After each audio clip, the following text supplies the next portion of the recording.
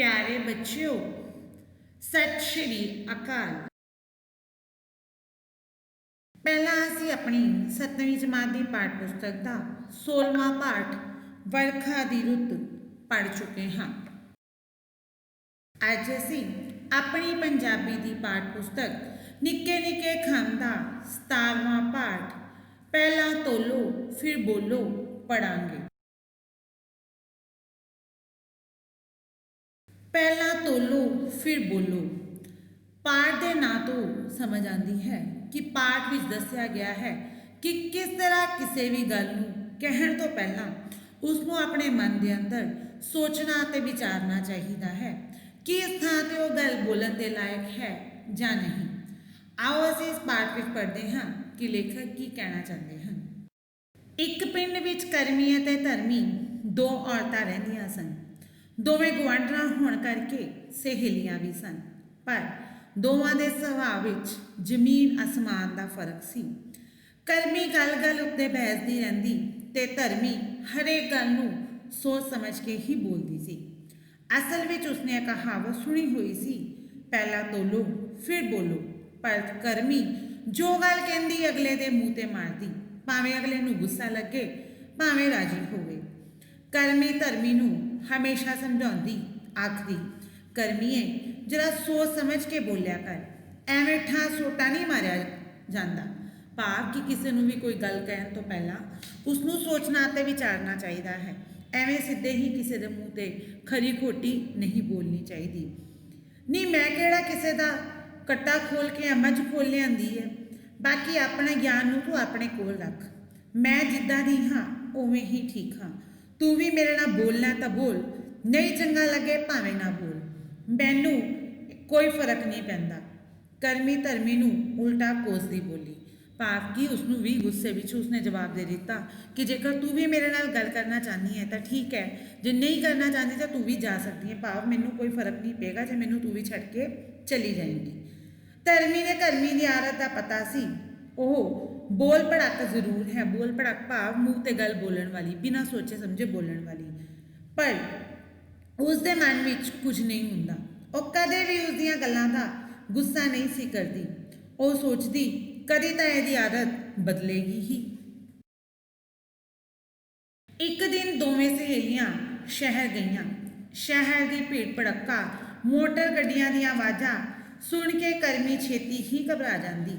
जे कोई माड़ा मट्टा उहदे नाल खह जांदा उसनूं तां खाण नूं पैंदी। अज भी कुछ अजिहा ही होया। दोवें अपने ध्यान तुरदियां जा रहीआं सन कि किसी की कार करमी नाल थोड़ी जी लग गई। करमी ने तां उसे वेले बवाल खड़ा कर दिता, वे केड़ा है तू इहो जिहा, वे तू अन्ना है, तेरे तो देख के नहीं चलिया जाता। ठहर जरा तैनूं मैं दसदियां पता। भाव कि उस ते गुस्सा होण लग पई कि परे हो जा, भी तू कौन इहो जिहा जिन्हें आके सीधी मेरे दे विच कार मारी है, तैनूं नज़र नहीं आंदा।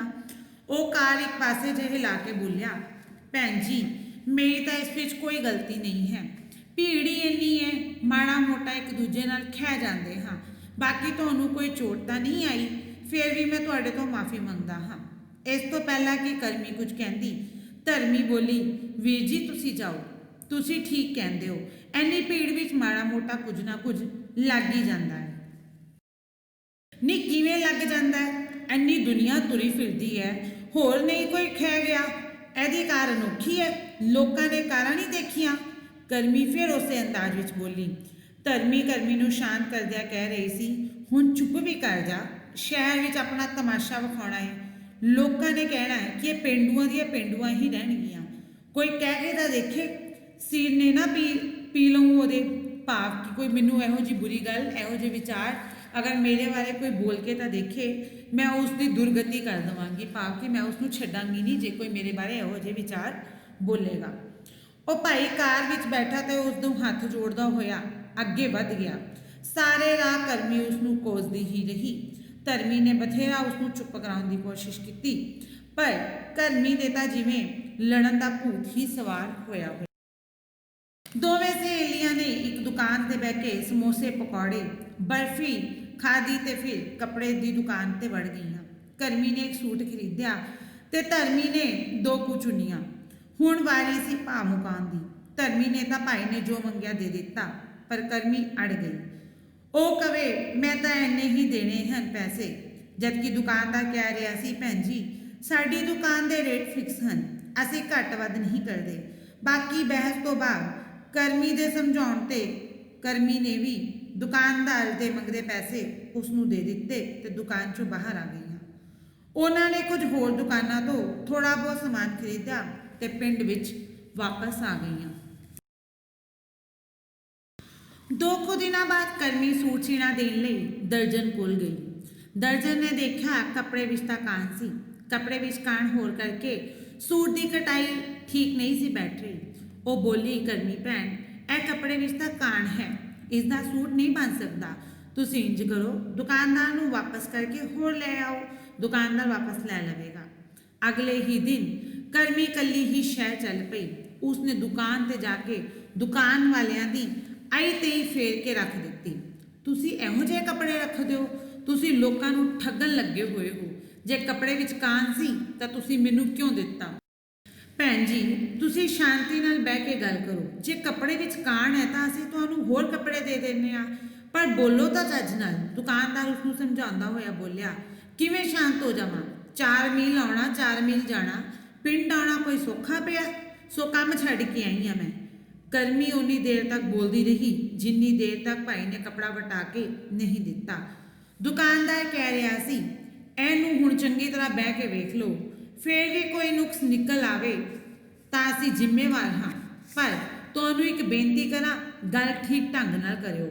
ਕਰਮੀ ਬੁੜਬੁੜ ਕਰਦੀ ਦੁਕਾਨ ਤੋਂ ਉੱਤਰ ਆਈ। ਸਾਹਮਣੇ ਉਸ ਨੂੰ ਧਰਮੀ ਮਿਲੀ। ਧਰਮੀ ਨੂੰ ਜਦ ਪਤਾ ਲੱਗਾ ਕਿ ਕਰਮੀ ਕੱਲੀ ਹੀ ਸ਼ਹਿਰ ਨੂੰ ਚਲੀ ਗਈ ਹੈ, ਉਹ ਵੀ ਗੁੱਸੇ ਵਿੱਚ ਉਹ ਸਾਰੇ ਕੰਮ ਛੱਡ ਕੇ ਮਗਰ ਹੀ ਤੁਰੀ ਕਿ ਕਿਤੇ ਕਿਸੇ ਨਾਲ ਲੜ ਹੀ ਨਾ ਪਵੇ। ਧਰਮੀ ਕਹਿ ਰਹੀ ਸੀ ਤੂੰ ਕੱਲੀ ਹੀ ਦੌੜ ਆਈ, ਮੈਨੂੰ ਨਾਲ ਨਹੀਂ ਲੈ ਕੇ ਆ ਸਕਦੀ ਸੀ? ਹੁਣ ਹੋ ਗਿਆ ਨਾ ਸੂਟ ਵਾਪਸ, ਹੋ ਗਿਆ, ਕਰਦਾ ਕਿੱਦਾਂ ਨਾ? ਇਹਨੂੰ ਨਹੀਂ ਪਤਾ ਸਿਵਾ ਕਿਹਦੇ ਨਾਲ ਪਿਆ? ਕਰਮੀਏ ਤੂੰ ਵਾਰ-ਵਾਰ ਕਹਿੰਦੀ ਹੈ ਨਾ ਆਪਣੀਆਂ ਆਦਤਾਂ ਨੂੰ ਬਦਲ। ਗੱਲ-ਗੱਲ ਤੇ ਬਹਿਸਣ ਲੱਗ ਜਾਣਾ, ਲੜਾਈਆਂ ਕਰਨੀਆਂ ਸਿਆਣੇ ਬੰਦਿਆਂ ਨੂੰ ਸ਼ੋਭਾ ਨਹੀਂ ਦਿੰਦੀਆਂ। ਮੈਨੂੰ ਇਹ ਦੱਸ ਤੇਰੀ ਇਸ ਤਲਖੀ ਤੇ ਮਨ ਦੀ ਸ਼ਾਂਤੀ ਤੋਂ ਤੈਨੂੰ ਅੱਜ ਤੱਕ ਦਿੱਤਾ ਹੀ ਕੀ ਹੈ? ਤੂੰ ਕਿਸੇ ਨਾਲ ਲੜਾਈਆਂ ਕਰਕੇ ਕੀ ਖੱਟਿਆ? ਹਰ ਥਾਂ ਤੇ ਆਪਣੀ ਬਦਨਾਮੀ ਕਰਾਂਦੀ ਹੈ ਨਾ। ਭੈਣ ਮੇਰੀਏ ਮੈਨੂੰ ਪਤਾ ਹੈ ਤੇਰੇ ਦਿਲ ਵਿੱਚ ਕੁਝ ਨਹੀਂ ਹੈ, ਤੂੰ ਸਿਰਫ ਮੂੰਹ ਦੀ ਬੜਬੋਲੀ ਹੈ। ਪਰ ਸਿਆਣੇ ਕਹਿੰਦੇ ਨੇ ਕੋਈ ਵੀ ਗੱਲ ਕਰਨ ਤੋਂ ਪਹਿਲਾਂ ਉਸ ਨੂੰ 100 ਵਾਰ ਸੋਚੋ। ਜੇ ਤੂੰ ਇਸ ਤਰ੍ਹਾਂ ਲੋਕਾਂ ਨਾਲ ਗੱਲ-ਗੱਲ ਤੇ ਬਹਿਸਦੀ ਰਹੀ, ਲੜਾਈਆਂ ਕਰਦੀ ਰਹੀ, ਲੜਾਕੀ ਖਵਾਏਂਗੀ, ਤੇਰੇ ਨੇੜੇ ਕਿਸੇ ਨਹੀਂ ਲੱਗਣਾ, ਫੇਰ ਰਹਿ ਇਕੱਲੀ। ਧਰਮੀ ਸਮਝਾਉਂਦਿਆਂ ਬੋਲੀ। ਉਸ ਦਿਨ ਕਰਮੀ ਨੂੰ ਲੱਗਾ ਸ਼ਾਇਦ ਧਰਮੀ ਠੀਕ ਕਹਿ ਰਹੀ ਹੈ। ਉਸਨੇ ਲੋਕਾਂ ਵਿੱਚ ਚੰਗੀ ਅਖਵਾਉਣ ਲਈ ਆਪਣੀਆਂ ਆਦਤਾਂ ਨੂੰ ਬਦਲ ਲਿਆ। ਮੈਨੂੰ ਧਰਮੀ ਦੀ ਗੱਲ ਮੰਨਣੀ ਹੀ ਪਵੇਗੀ। ਇੱਕ ਧਰਮੀ ਹੀ ਤਾਂ ਹੈ ਜੋ ਮੇਰੀ ਗਲਤੀਆਂ ਨੂੰ ਹੁਣ ਤੱਕ ਪਰਦੇ ਪਾਉਂਦੀ ਆ ਰਹੀ ਹੈ। ਥੋੜਾ ਅੱਗੇ ਜਾ ਕੇ ਉਹ ਬੋਲੀ ਧਰਮੀਏ ਕੁਝ ਬੋਲ, ਹੁਣ ਤੂੰ ਮੂੰਹ ਕਿਉਂ ਵਟਿਆ ਹੋਇਆ? ਅੱਛਾ ਬਾਬਾ ਤੂੰ ਜਿੱਤੀ, ਮੈਂ ਹਾਰੀ। ਅੱਜ ਤੋਂ ਬਾਅਦ ਤੋਂ ਜਿੱਦਾਂ ਕਹੇਂਗੀ ਉਂਝ ਹੀ ਕਰਾਂਗੀ। ਮੈਂ ਸਭ ਦੀ ਨਾਰਾਜ਼ਗੀ ਸਹਿ ਸਕਦੀ ਹਾਂ, ਤੇਰੀ ਨਹੀਂ। ਧਰਮੀ ਨੇ ਉਸ ਨੂੰ ਜੱਫੀ ਪਾ ਲਈ।